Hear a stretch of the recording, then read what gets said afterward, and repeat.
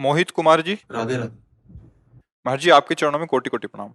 महाराज जी मेरी जिंदगी में मेरे माता पिता और बड़े भाई का बहुत बड़ा स्थान है, पर जब वो मुझसे मुझे समझते नहीं हैं तो मुझे बहुत क्रोध आता है और मैं उन्हें बहुत दुख पहुंचाकर पाप करता हूँ। अपने माता पिता और भाई बहन के कैसे सुधारूं? नहीं नहीं, अपने आप का कर्तव्य क्या है? देखो, हमारे पास अगर आए हो आप तो भगवान की कृपा पात्र हो। बिना कृपा के आप ऐसे नहीं बैठ सकते। आपका कर्तव्य क्या है? माता पिता बड़े भाई, आपका कर्तव्य उनके प्रति क्या है? अगर ये देखोगे तो कभी त्रुटि नहीं होगी। आप उनकी कर्तव्य, उन्होंने बहुत बढ़िया कर्तव्य, आपको 9 महीने पेट में रखा है, अपना दुग्ध पान कराया है, आपका मलमूत्र साफ किया है माता ने। पिता का हर उद्देश्य रहा है कि आपको स्वस्थ बनाएं, पढ़ाएं, लिखाएं, ऐसा बेटा बने कि चार को सुख पहुंचाए और नाम हो कि ये अमुक का बेटा है। उनको आप कटुभाषण कैसे बोल सकते हो? बड़े भाई हैं, ठीक है, उनका स्वभाव, उनका प्रभाव, उनकी चाहत उनका है। मेरा कर्तव्य क्या? मैं उनके छोटा हूं, झुक के पैर छूना, जो बात करना, बस ये ध्यान रखना कि मेरे बड़े भाई हैं, इतना सम्मान। आगे बढ़ जाओगे। देनहार कोई और है। मान लो जैसे संपत्ति बंटवारे में ना भाई भाई को मार देते हैं, लड़ाई, बहुत मूर्खता है। उसके पैर छुओ। तुम अगर प्रसन्न हो तो तुम सब ले जाओ, हम लेबरी करके खा लेंगे। तुम मेरे बड़े भाई हो, आनंदित रहो। झगड़े की जरूरत नहीं, मारने की जरूरत नहीं। देने वाला इतना महान है कि जब तुम्हारी महानता देखेगा ना तो वो देखता रह जाएगा। उसके पास तो एक सीमित है, वो असीम सामर्थ्यशाली आपके पक्ष में हो जाएगा। पर ये बात जल्दी समझ में नहीं आती ना। छोटी छोटी संपत्ति, छोटी छोटे पैसे में हम अपने बड़े जनों का अपमान कर देते हैं, हिंसा कर देते हैं, ऐसे अपराध कर देते हैं कि जीवन दुखी हो जाता है। नहीं नहीं, आप विवेकवान बनो। हाँ, माता पिता और बड़े बुजुर्ग जन या बड़े अपने से जो पद में हैं, हमें उन्हें प्रणाम करना चाहिए। देने वाले तो प्रभु है, आप समझो। जब आप अच्छे आचरण करोगे, आपके अशुभ नष्ट होंगे, सुखी हो जाओगे। एक आह भरा आशीर्वाद होता है। अगर वो आपको गालियां दे रहे हो, आप उनकी सेवा में ही हो, नम्र हो, तो वो जबान से गाली दे रहे हैं लेकिन अंदर से समझ रहे हैं कि इतना कटु व्यवहार करता हूं फिर भी ये ऐसे, तब अंदर से जाओ सुखी रहो। भीष्म जी के पिता ने कहा था कि जाओ बेटा, हमारे लिए तुमने सुखों का त्याग किया, ब्याह नहीं करूंगा, संतान नहीं उत्पन्न करूंगा, राज सिंहासन नहीं ग्रहण करूंगा, तो जाओ, जब चाहोगे तभी मृत्यु तुम्हें छू पाएगी। इच्छा मृत्यु का वरदान पिता ने दिया था। जाओ, मृत्यु तभी छुएगी जब तुम चाहोगे, अन्यथा मृत्यु की भी ताकत नहीं कि तुम्हारा स्पर्श कर ले। तो माता पिता में भी भगवान ही है, और भाई तो भगवान है ही है, बड़े भ्राता है। उसी गर्भ में रहे जिसमें हम रहे, तो हमारा तो पूज्य है ही। अब ये सब सौहार्द बुद्धि भ्रष्ट होने के कारण नष्ट हो रही है। अब गंदे लोगों का संग, गंदा आचरण, गंदा खान पान, तो फिर भाई को दुश्मन और माता पिता की तरफ वो अपमान वाली दृष्टि रहती। थप्पड़ मार देते माता पिता को। जिन हाथों में तेल मालिश करके उन्होंने परोपकार के लिए, परम कर्तव्य करने के लिए हमें पुष्ट किया, मैं उन्हीं हाथों से उनको पीट रहा हूं, उनको गाली दे रहा हूं। उसी जबान से जिन्होंने मुझे बोलना सिखाया, जिन्होंने पकड़ के चलना सिखाया, उन्हीं को हम कष्ट। मतलब थोड़ा विचार करके क्या होता है, हमारी पशुता बुद्धि में छा जाती है, तो अपने बड़े जनों को, बुजुर्ग जनों को ऐसे कभी मत करना बच्चा। अब लो नशानी अब ना सही, हम जो कहें उस बात को समझ जाओ। यदि माता पिता और बुजुर्गों का और बड़े जनों का आदर करोगे ना, तो हम ये नहीं कहते तुम्हारा पति बन जाओगे, लेकिन जो अरबपति को सुख नहीं वो तुम्हें मिल जाएगा। हृदय में संतोष, धैर्य, शांति, गंभीरता, बात समझ लो। आलोक शर्मा जी। श्री राधे। श्री सद्गुरुदेव भगवान। भारत भूमि की संत परंपरा के ध्वज वाहक, ज्ञान एवं भक्ति की साक्षात प्रतिमूर्ति, आपके चरणों में कोटि कोटि वंदन। महाराज जी, ज्ञान व भक्ति क्या अन्योनाश्रित है? इनमें क्या एवं कैसे सहसंबंध एवं साहचर्य है? बोध व आचरण की शुद्धता को धारण कर अपनाया गया कर्म योग से क्या ईश्वरी सत्ता में समर्पण होना संभव है? इसका प्रश्न, आप किस मार्ग के पथिक हैं?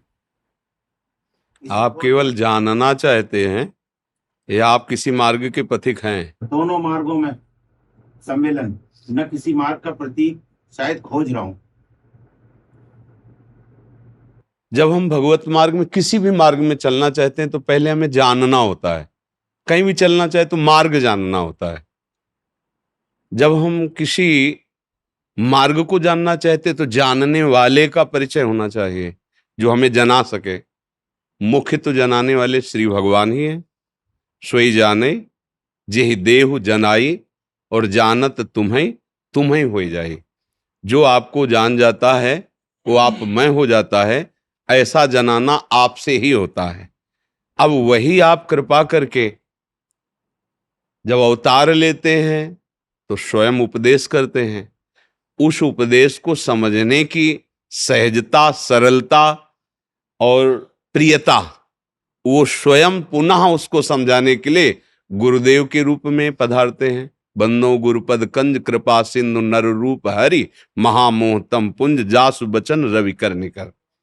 अब उन गुरुदेव भगवान के वचनों से हमें ये पता चला कि जितना ये नानात्व है जो हमें दिखाई दे रहा है, ये सत्य नहीं है।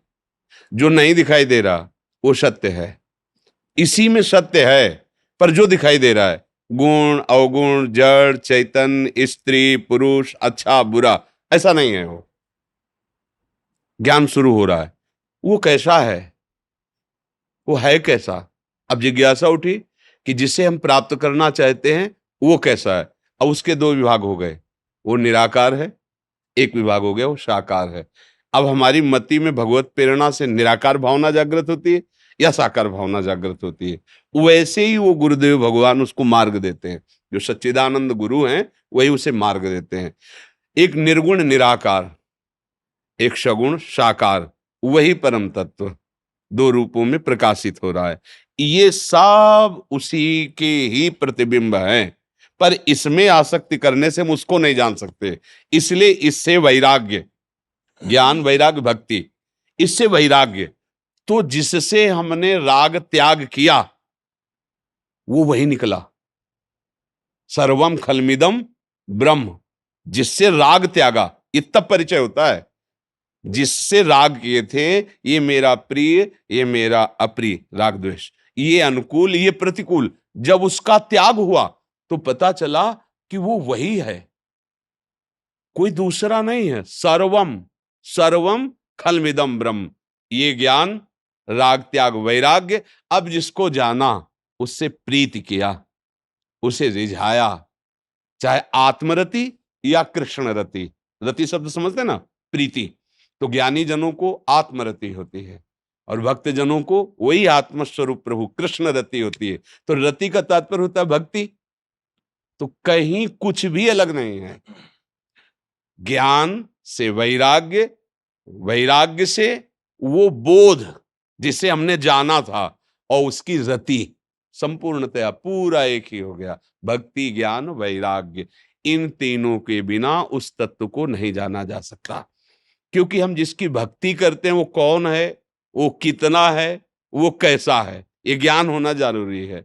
अच्छा, उसमें क्या बाधक है, क्या साधक है? जो बाधक है उसका त्याग, जो साधक है उसको ग्रहण, तब वो आगे बढ़ करके अपने स्वरूप में स्थित होता है, परमात्म तत्व को प्राप्त होता है। जब निर्गुण मार्ग में उपासक चलता है तो जो कुछ भी देखा सुना सब का त्याग करना होता है। ये बहुत कठिन लगता है, क्योंकि हमारी देखने, सुनने, बोलने, खाने पीने, इसमें रति है। हम आकार में फंस गए ना, ये आकार ही तो है ना, और आकार में ही संबंध बना लिए हैं, और आकार में ही हम जीवित अपने को समझ रहे हैं। तो जैसे कांटा लगे तो फिर कांटे जैसी आकृति वाला यंत्र हो तो निकले, ऐसे लगाया वैसे निकाल। अब हम आकार में ही अपने चित्त को लगाते हैं। ये पांच भौतिक आकार है, और प्रभु का चिदानंदमय देह तुम्हारी, विगत विकार जान अधिकारी, सच्चिदानंद रूपाय विश्वोत्पत्त्यादि हेतवे, तापत्रय विनाशाय श्री कृष्णाय वयम नमः। हम सच्चिदानंद आकार में आते हैं। अब सच्चिदानंद की लीला गायन करते, सच्चिदानंद का ध्यान करते, सच्चिदानंद का जप करते, सच्चिदानंद में ही तन्मय हो जाते हैं। तो ज्ञानी को मैं का बोध हुआ और भक्त को तू का बोध हुआ। सब जगह तू ही तू है, जित देखूं तित श्याम मई। और ज्ञानी को क्या हुआ? मैं हम ब्रह्मास्मि, मैं ही मैं हूं, ये मेरा ही संकल्प। एक में दोनों आ गए ना, बस। समस्या अनेक में फंसने से है, चाहे भक्ति से, चाहे ज्ञान से, चाहे निर्गुण निराकार से, चाहे सगुण साकार, लगो उस सच्चिदानंद तत्व में लगो, परम मंगल हो जाएगा। अभी हमें आज तक कुछ अलग नहीं लगा, सब एक ही मार्ग की बातें लगी हैं, क्योंकि बिना जाने आगे नहीं बढ़ सकते, और जब जाने तो उसे ही ज्ञान कहते हैं, और आगे बढ़े तो पीछे वाले का त्यागा उसे वैराग्य कहते हैं, और जिसको जाना उससे प्यार किया, रति की, उसी को भक्ति कहते। एक ही बात मुझे समझ में आई, जल रूप साकार निराकार का भेद ऐसे, जैसे जल रूप और बर्फ रूप, जल और बर्फ एक ही बात है। बर्फ गाढ़ रूप है तो आकार बर्फ कह दिया, और वो प्रवाहित है बोले जल। ऐसे सबके अंतःकरण में परमात्मा विराजमान, सबके हृदय अछत विकारी विराजमान हो। आकार ये है लेकिन सूक्ष्म रूप से सबके हृदय में विराजमान है। हम उसको प्रणाम करते हैं, वही आराध्य देव है। और फिर जब दृष्टि और बढ़ती है तो सब रह ही नहीं जाते, केवल प्रभु ही प्रभु रह जाते हैं। क्योंकि ये मायाकृत त्रिगुण दृष्टि जब तक है, सतोगुण रजोगुण तम, तब तक ये विविधता दिखाई देगी, ये त्रिविधता दिखाई देगी, ये नानात्व तो दिखाई देगा। और जहां दृष्टि एक हुई, त्रिगुणातीत, सच्ची मानिए केवल प्रभु ही प्रभु है, परम सत्य सच्चिदानंद प्रभु। समझ पाए आप जी? जी राजेश कुमार पांडे जी बक्सर से।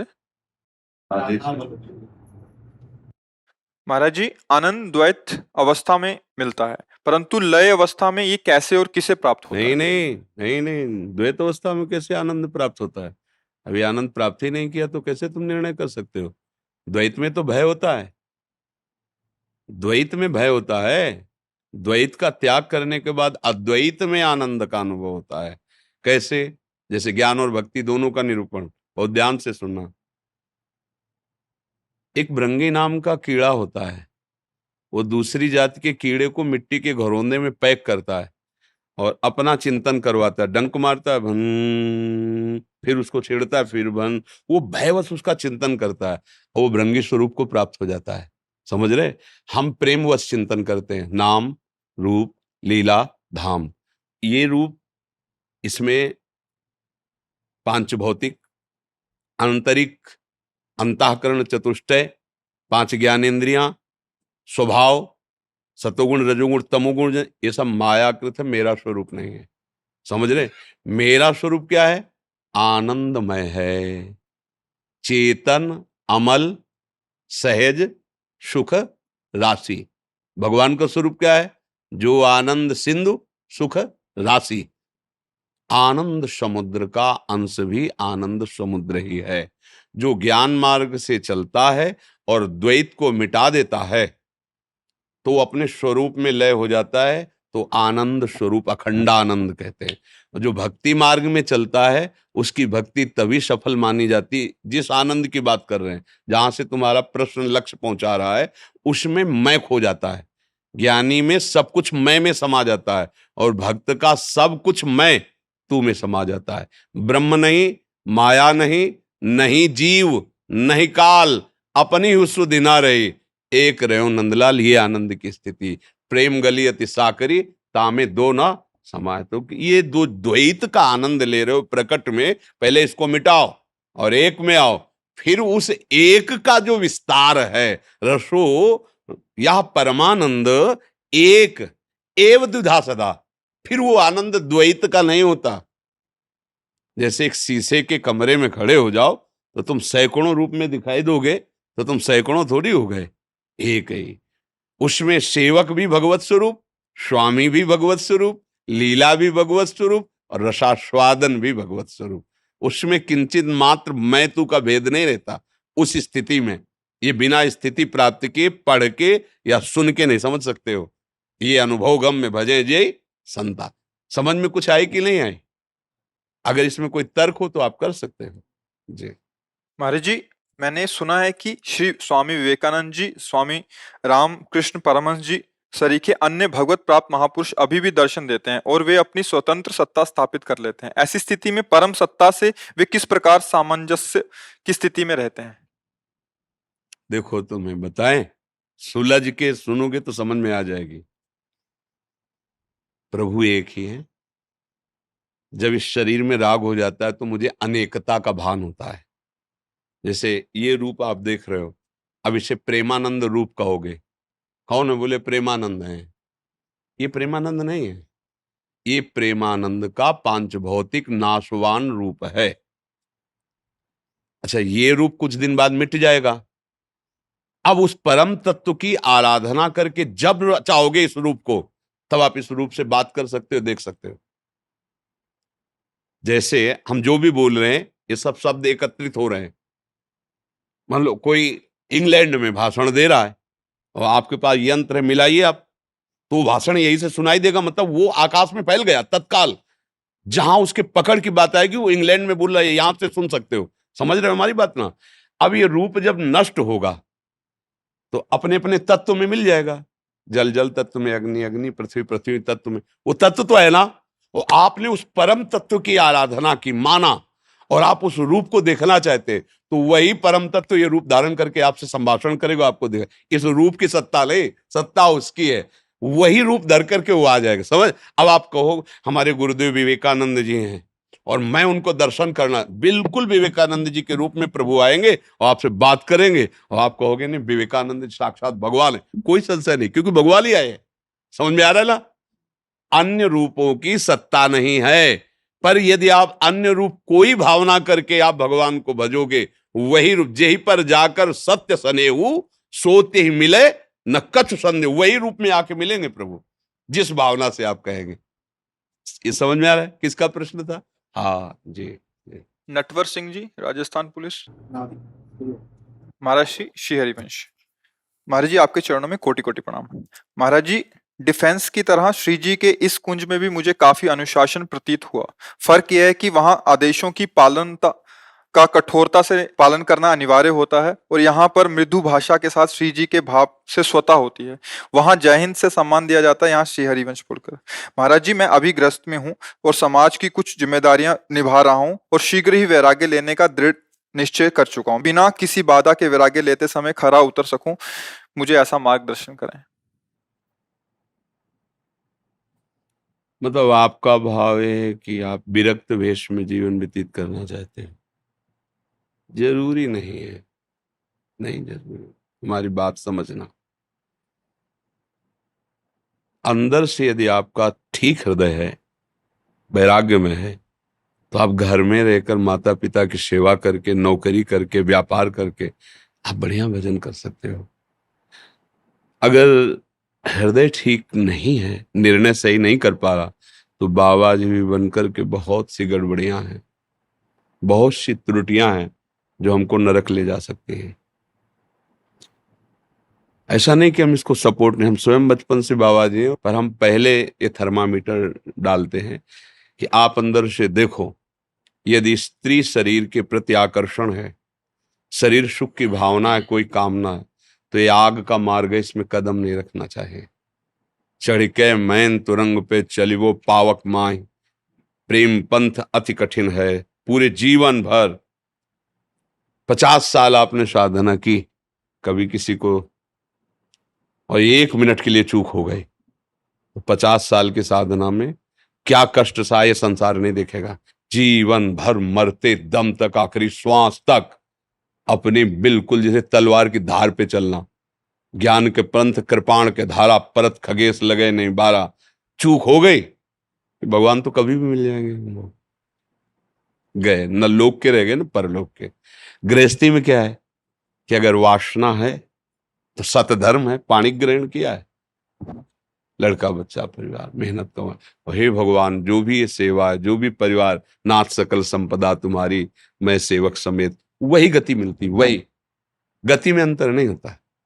पर ये देख ले, हृदय से देख ले, क्योंकि सत्संग का एक प्रभाव होता है, जोश आता है, पर वो जोश होश वाला होना चाहिए। वैराग्य वो ठीक है, कदम रखो संभाल संभाल के, एक कदम आगे बढ़ गए पीछे नहीं हटना, अगला कदम आगे जमा पीछे नहीं हटना।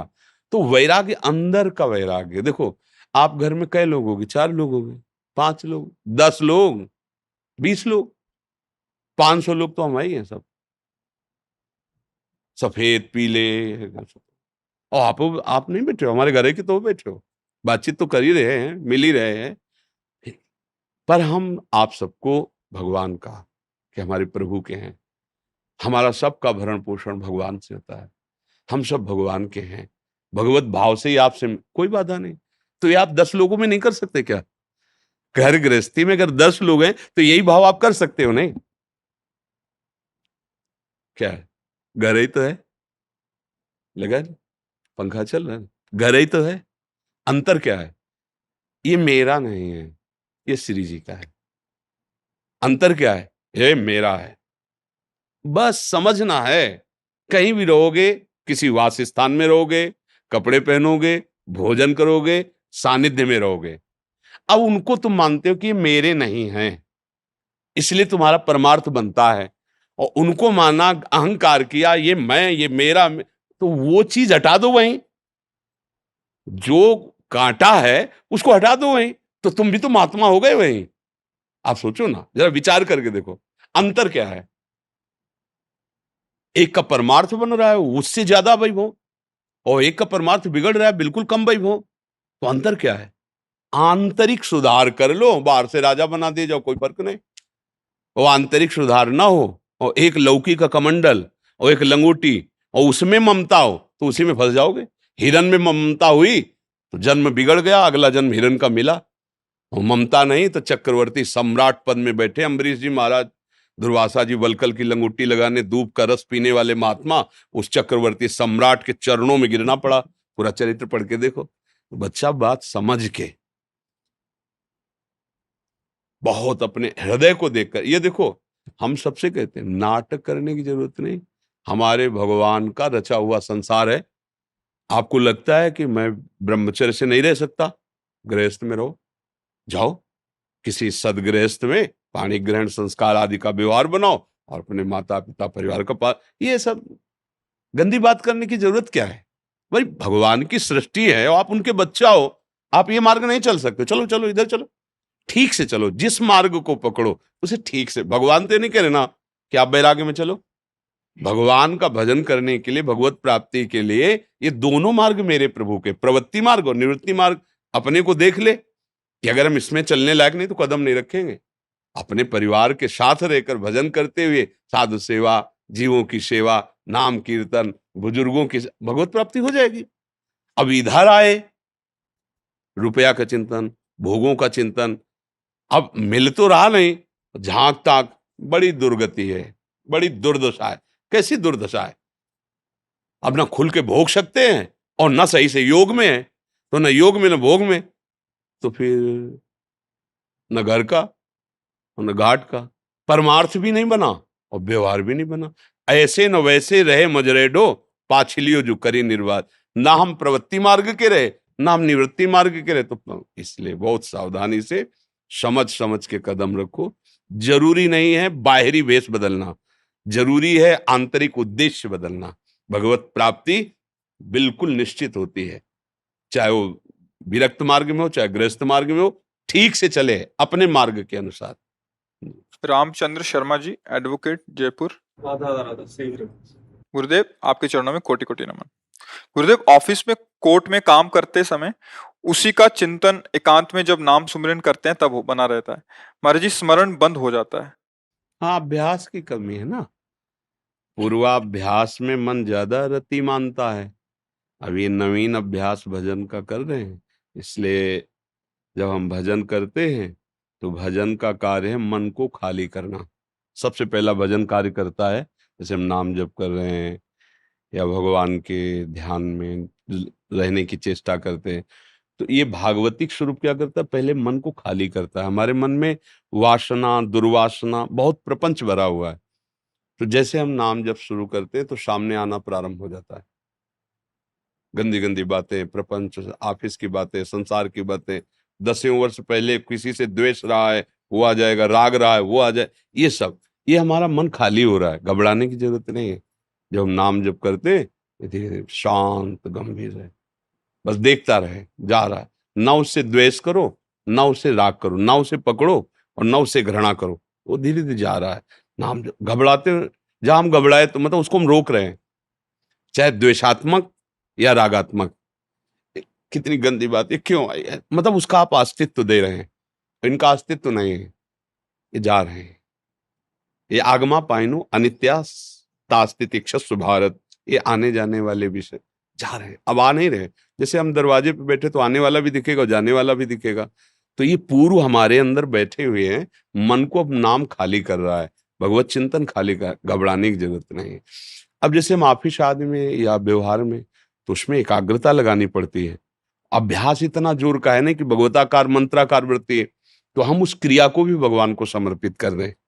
घंटा 2 घंटा आप जैसे लगे हैं उसमें, तो बीच बीच में हमने कई बार कहा है कि 10-10 मिनट में एक बार राधा, अगर हम चतुरता पूर्वक प्रवीणता करें तो ऐसा हो सकता है 10 मिनट में एक बार राधा, चाहे लिख रहे हो या बोल रहे हो, एक धीरे से अंदर राधा।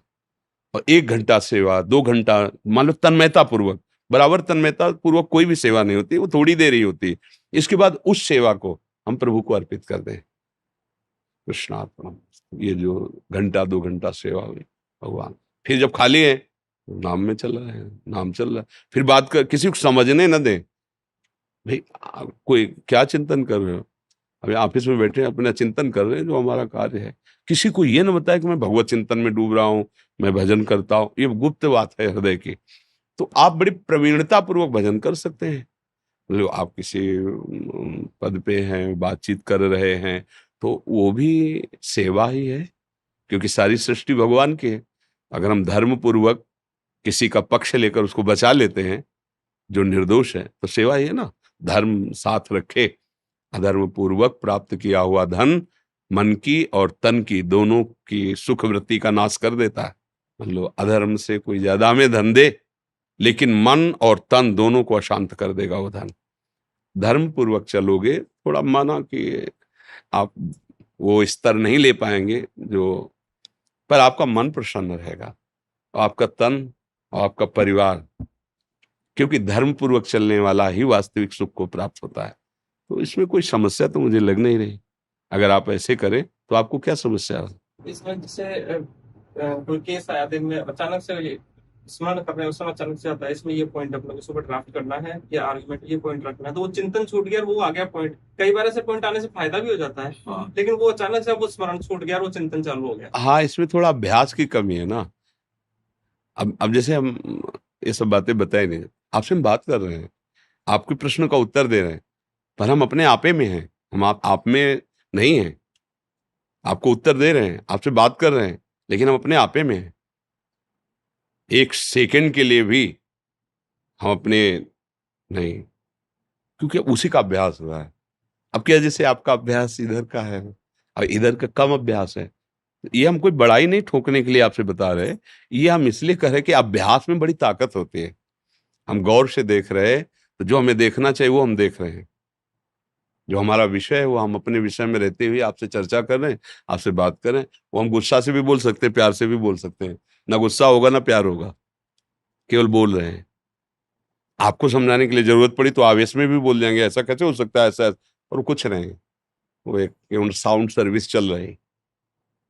अंदर से परमात्मा तत्व का एक सेकंड के लिए विस्मरण नहीं, वो अभिमान से नहीं, वो अभ्यास और कृपा, गुरुजनों की कृपा और अभ्यास। तो हम बात कर रहे हैं, कई बार हमने कहा है कि कई बार हमको जब किसी से हम बात करते तो हमारा चिंतन छूटता था, तो हमें बहुत परेशानी होती थी कि अब यार मतलब हमारा चिंतन क्यों छूटे।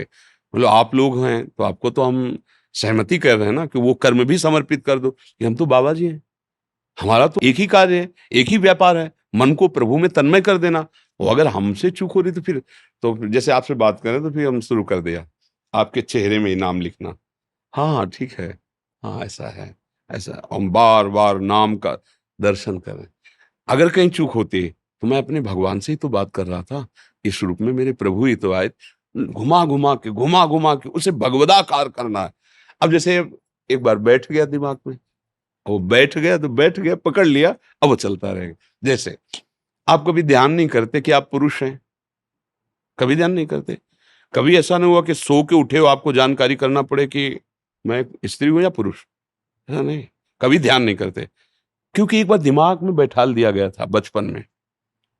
अब आज तक वो पुरुष का अहम बैठा, यद्यपि आप पुरुष नहीं है, आप परम पुरुष परमात्मा के अंश हैं, पर वो बैठाला नहीं गया, बैठाल दिया गया ये, वही दिमाग में बैठा। एक बार दिमाग में बैठा दे कि तुम पंडित जी हो, पंडित घर में जन्मे हो, अब इसे कभी नहीं जपना, कभी भूलना भी नहीं। सो के उठोगे, तुमको जानना थोड़ी कि जरा हमें बताना कि हम नहीं, वो पता है हम अमुक है। ये छोटी सी बात में आप समझो, आपने बड़ी श्रद्धा से इस बात को समझ लिया। एक बार माँ ने बताया पिता है, बार बार रटाया नहीं, तुम्हारे पिताजी, तुम्हारे पिताजी, ऐसा नहीं रटाया, एक बार समझा ये पिता है, हमने सरस हृदय से स्वीकार कर लिया। तो जीवन में कोई और फोटो दिखाई जाए तो हमें जांचना थोड़ी पड़ेगा, मेरे पिता ने। कुछ ऐसी बातें सांसारिक हैं जिनको हमने बहुत ही विश्वास और सहृदय होकर स्वीकार कर लिया। अगर ऐसी स्वीकृति भगवान की हो जाए तो भगवत प्राप्ति देर नहीं है। हर समय अखंड भजन उसी स्वीकृति में होता है, मैं प्रियालाल का हूं, मैं प्रभु का हूं, प्रभु मेरे, प्रभु के सिवा मेरा कोई नहीं। अब ये छा गया दिमाग में, जैसे नहीं मैं अमुक जाति का, मैं अमुक, छा गया उसके दिमाग में। अब उससे सारी चेष्टाएं होंगी उस चिंतन की। जैसे आपने स्वीकार किया अपने लोग की पुरुष हैं, तो सारी चेष्टाएं पुरुष भाव से निकलेंगी, क्योंकि स्वीकृति हो गई ना, और स्वीकृति हम प्रभु के दास हैं। अब सारी चेष्टाएं दास भाव वाली, अंदर सद्गुण आएंगे जो हमारे स्वामी के, वही सद्गुण। घबराने की जरूरत नहीं, इसे बहुत तसल्ली से समझने की जरूरत है। आप जो कर रहे हैं मेरे स्वामी का कार्य कर रहे हैं, क्योंकि स्वामी की ही सृष्टि है। आपको जो सेवा मिली वो भगवत प्रसन्नता के लिए मिली। बस इसमें थोड़ा सा धर्म अधर्म का निर्णय कर ले और नाम जप करे, और जो कर्म करे प्रभु को समर्पित कर दे, यही साधना बन जाएगी। अब समझ पावे तो है, और ना समझे तो फिर कोई समझे या न समझे, सबसे हमारी समझ भली। ठाकुर नंद किशोर हमारे ठकुराइन ब्रस भाल ले ली। हाँ जी, कुछ भक्तों ने आपके श्रीमुख से नाम चाहा है हमारे श्री। राधा वल्लभ श्री हरिवंश, राधा राधा राधा, हम ऐसा रटते हैं। आपको जो गुरु जी ने दिया है, जो नाम प्रिय हो, खूब नाम जप करो। नाम जपत मंगल दिशि दश हो। विश्वास रखो, जीवन बहुत कुछ समय का है।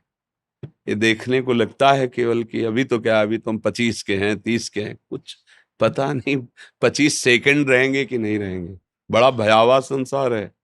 हम उम्मीदें तो वर्षों की बांधे बैठे हैं, ठिकाना सेकंड का, श्वास का नहीं है। अच्छे कर्म करो, अच्छा आदमी बनो, जिससे तुम कभी किसी की याद में आओ।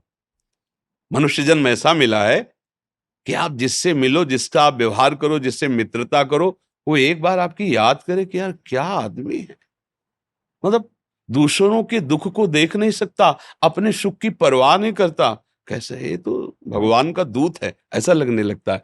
और हमारे आचरण गंदे हो गए तो माता पिता ही दुखी होके कहते हैं बेकार को पुत्र पैदा हुआ, इससे तो अच्छा तुम मर जाता, ऐसे नहीं कहे तो फिर हमारा जीवन किस काम का। जननी और बुजुर्गों ने हमको शापित कर दिया, निर्लज्ज ऐसे आचरण करता है, अब जीवन क्या रह गया। आप कुछ भी उद्दंडता करो वो तो पशुता है। जब तुम्हारे आचरण सुनकर माता पिता को लगे ये अच्छा है, आसपास पड़ोस वालों को लगे अच्छा है, तब तो मनुष्यता रही, तब तो बुद्धिमत्ता रही। नहीं, ऐसे सब आचरण पशु तो करते ही है। देखो ना, एक चारा खाने के लिए दूसरे को सींग से मार रहा है, लड़ रहा है, झगड़ रहा है, बच्चे पैदा कर रहे हैं, सो रहे हैं, खा रहे हैं, पी रहे हैं। अगर उतना ही हमारे जीवन में है तो फिर अंतर क्या रहा पशु और हम में। इसलिए हमें सावधान रहना चाहिए। हमें मानव देह मिला है, पर ध्यान रखना चाहिए तत्रापि क्षणभंगुरा, किसी भी समय नष्ट हो सकता है, इसलिए कोई गलती ना हो। अगर आप अच्छे आचरण करोगे, पवित्र भोजन पाओगे, संयम से रहोगे, गंदी बातें विचार में लाके क्रियाओं में नहीं उतारोगे और नाम जप करोगे, तो कुछ समय तक तो हम कह सकते हैं कि हृदय परेशान करेगा निष्पाप होने तक। और जहां निष्पाप हुआ तो आपका चेहरा बताएगा कि आप कितने आनंदित है। आनंद छुपता थोड़ी, जैसे घर में दीपक जला दो तो झरोखों से पता चलता है प्रकाश हो गया, ऐसे आंख कान नाक मुंह, जब हृदय आनंदित होता है ना तो उसे पता चलता है कि देखो ये तन और मुख एक अद्भुत आनंद। मुख प्रसन्न तन तेज विराजा, कीन्हिस रामचंद्र कर काजा। जब आप अच्छे आचरण करोगे आपका दर्शन करने में सुख मिलेगा, आप दूसरों को सुख पहुंचाने वाले बन जाओगे। नाम जप, अच्छा भोजन, अच्छा भोजन का मतलब जो निषिद्ध है वो नहीं खाना। नमक रोटी है अच्छा भोजन है, मांस मछली अंडा ऐसा गंदी बल। अरे भैया कोई बल नहीं है इनमें, ये केवल मूर्खता पापाचरण कराने के लिए ऐसा सिखा रही है कि उसमें बल है। नहीं नहीं, कुछ ना खाओ पियो, दाल रोटी केवल खाओ और संयम से रहो। आप देखो आपके अंदर बल समाएगा नहीं। ब्रह्मचर्य में जो बल है वो किसी में बल नहीं। ब्रह्मचर्य महाबल है, उसको तो आप खिलवाड़ करते हो। तो चाहे गंदी बातें करके, गंदा आहार करके बलवान, बाहरी शारीरिक बल बन सकता है तुम्हारा, माना कि तुम ऐसे हो सकते हो, अध्यात्म बल बिल्कुल शून्य रहेगा, फिर वो बल किस काम का? एक दिन तुम मरोगे ही, शरीर तो जाएगा ही, तो क्या फायदा ऐसे? सात्विक भोजन करो, संयम से रहो, गुरुजनों की सेवा करो, जो कभी कोई बीमार पड़ा हो, कोई ऐसा दुख पा रहा हो, कभी देखना, अगर कोई ऐसा व्यक्ति जो शौच में पड़ा है, उठ नहीं सकता है, कभी सेवा करके देखना, इतना हृदय शीतल होगा कि उतना राजा बनने पर भी शीतल नहीं होगा। जब किसी असहाय की तुम सेवा करोगे और हृदय से वो आशीर्वाद तुम्हें देगा, तो तुम फूले नहीं समाओगे, जीवन भर सुखी रहोगे। ऐसे आचरण करो।